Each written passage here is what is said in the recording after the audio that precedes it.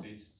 Let's talk three-pointers. Your defense was pretty good until last game and had four different people. Now you're playing a team that's got three that shoots a lot of threes. So what is the game plan with that? Pray. No, That's good. they That's always good. they shoot 25 threes a game and make 10. It is a problem. I think you look at our last game, and obviously taking away the 3-point shot is something that is an emphasis for us because we just can't trade threes for twos, period. And late in our game on Sunday, we got a post player called on a guard, and sometimes they're so worried about getting beat that they back off, and then they shoot it in their face. And so our conversation has just been, you've got help behind you.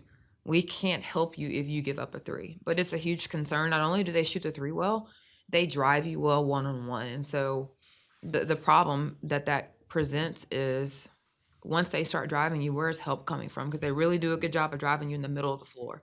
So we've got to try to get the ball out of the middle of the floor, let the ball pick a side, because then we know where help is coming from. If the ball's driving us the middle of the floor all night, we're in trouble because they do a really good job of getting by their first defender. And then you bring help, it's kicked to a three.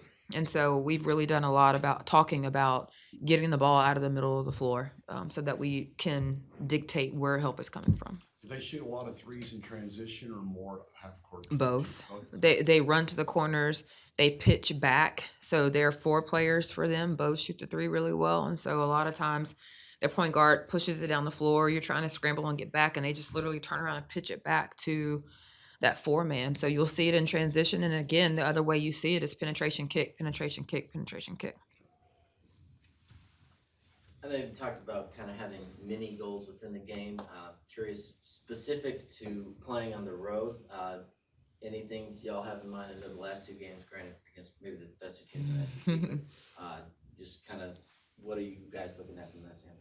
Well, we always talk about the road and the environment, and it's going to be another really tough environment tomorrow night. And so it's getting off to a good start. We didn't do that against South Carolina. We did that against LSU. It's a 2-point game at the end of the first quarter, a low-scoring game, but that works in our favor. And so, again, it's getting off to a good start. And then it's also managing runs. We've got to be better about not having dry spells. And also when teams have a run, getting it stopped sooner. So those are some things that, as of late, we've really identified as areas where we can try, to improve and grow. Are you having a 7 rotation? Yes. Yeah. How have you been impressed with that core 7? Just, they don't really have an option to have anyone from the bench come in, or two people, but just like KK Green's leadership, and just how impressed have you been? They are learning to become resilient. I just think back to April, or I think back to August, or I think back to November, and how far, they've come. They've got a toughness about them now. They're developing a toughness about them. Sure, they get tired, they get winded, but they have found how to push through that first level of whatever it is, tired, frustration, fatigue. So again, I think we've done a really good job of managing them in practice. They've done a great job of managing themselves when they're not in practice in terms of recovery.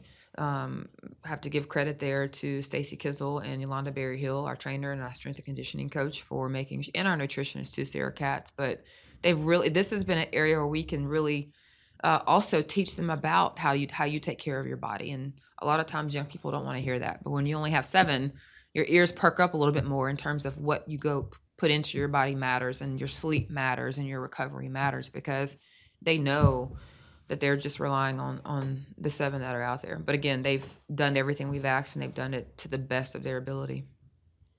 You talked last week about, you can't dig a hole, but you come back a couple of times, which was great. And then really you'd played, except for South Carolina, you played really competitive first quarters until Ole Miss. Then you mentioned about the switching defenses, and they got after you. It is a copycat league, so do you expect more people possibly to try to emulate what Ole Miss did to, the first ones that have really been able to do that to you for the first quarter? Well, I think that's what Alabama does anyway. They press, they get after you a little bit. You're going to see man, you're going to see zone. So that's kind of in their nature of who they are. So it is something that we're definitely expecting. And then if they want to change tempo, they'll, add a full court press in there as well. So it's something that we've talked about, we've prepared for. It's just now a matter of going out and actually doing it.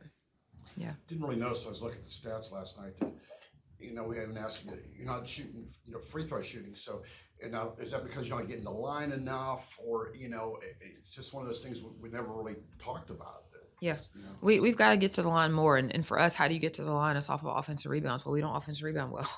You know, if we've got sometimes one down there too, because they're so focused on getting back. A lot of the teams that we've played so far are transition teams. I mean, they want to get up and down the floor. And so they've been so focused on getting back. It's been hard to crash the glass and then sprint and get back. So it would be great to get to the line more, and that's been a point of emphasis. And then we came out against, you know, Tennessee, and we did that. We got there 14 times, which was great for us. And then we didn't do that on Sunday. So, you know, being aggressive is one of the things that gets you to the free throw line. Driving, making people put their hands on you, offensive rebounding. So those are things that obviously would be beneficial for us.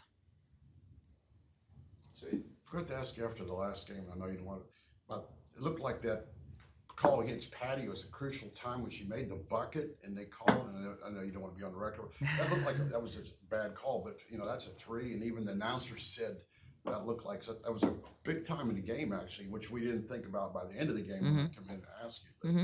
But do you guys send those off to the office? We are Stuff like allowed that? to send those off. You are? Mhm. Okay, So we review every game, and Okay. if there's something that we want to send, and Gotcha. we have the ability to do that. okay. Yeah. Wasn't a good call. Thanks.